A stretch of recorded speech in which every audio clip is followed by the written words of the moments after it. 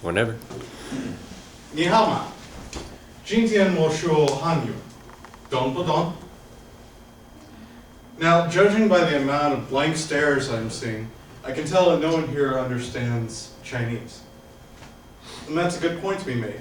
There's a lot about China that Americans don't understand, language just being one of them. However, the Chinese economy is now the second largest in the world, according to the CIA World Factbook. However, China also must enact further reforms if they want to grow their economy. And when I talk about reforms, I talk about democratic reforms. More specifically, open and fair elections, government accountable to its people. And today I'd like to discuss the economic, technological, social, and historical reasons why China will become a democracy within the next 30 years. Now, China did not open up international trade until 1976. But something interesting of note. From 1981 to 2001, China's poverty rate fell from 53% to 8%, all thanks to capitalism. China now stands as the world's largest exporter. China also has a growing middle class, people who are able to afford more, people who are able to be better educated. However, China is held back. China is held back by bureaucratic red tape and corrupt government officials.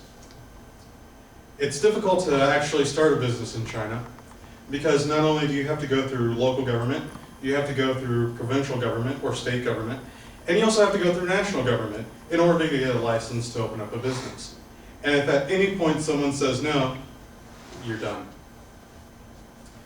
So, part of the economic reasons why China should be open or should grow into democracy is simply because it has to if it wants to grow its trade. The rising middle class is a testament to the democratic reforms enacted by the Chinese government. However, when the standard of living is raised, more citizens are able to afford new technology, specifically smartphones. You know, little thing fits in the palm of your hand, but it has all the information in the world. Now, I like to group together technology and society for a reason. It's for the simple fact that technology and society are merging. Just take a look at the internet, and specifically the popularity of blogging. Now, blogging is spreading new ideas across China, and it's allowing people to explore their own philosophies that might go against the government, according to the BBC's Michael Bristow. Social networking, in particular, allows people to organize and communicate like never before. We also have a China that has a younger generation that's growing up with the freedom of the internet, a freedom that can't be taken away. Now, I'd be remiss if I didn't mention China has a great amount of censorship in its country, something jokingly referred to by its citizens as the Great Firewall of China. However, citizens every day are finding ways to circumvent those censors and get outside information.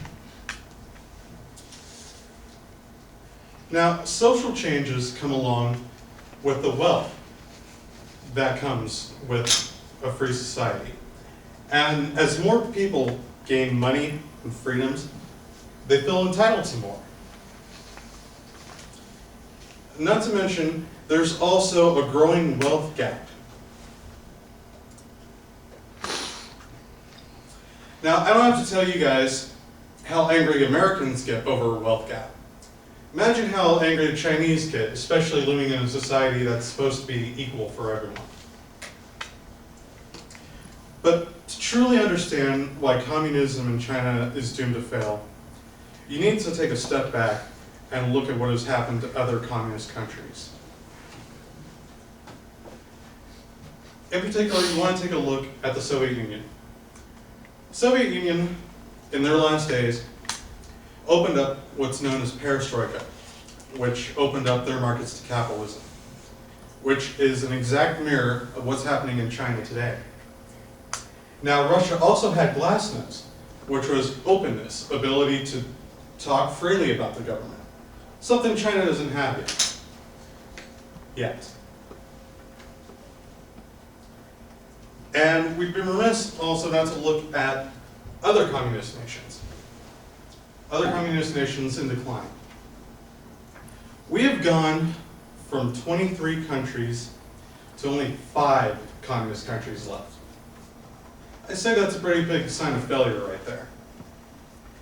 Even Fidel Castro himself last year said that communism failed in Cuba.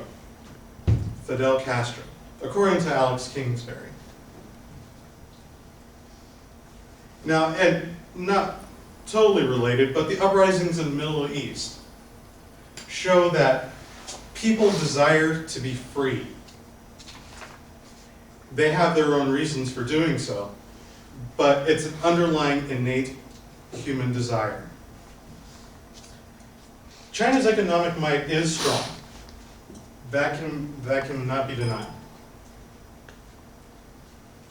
However, their economic might was only brought about through capitalism. The innate nature of humanity, it's proven, does not suffer from tyranny for long. The patterns, if you look at everything, the patterns are in place for democracy.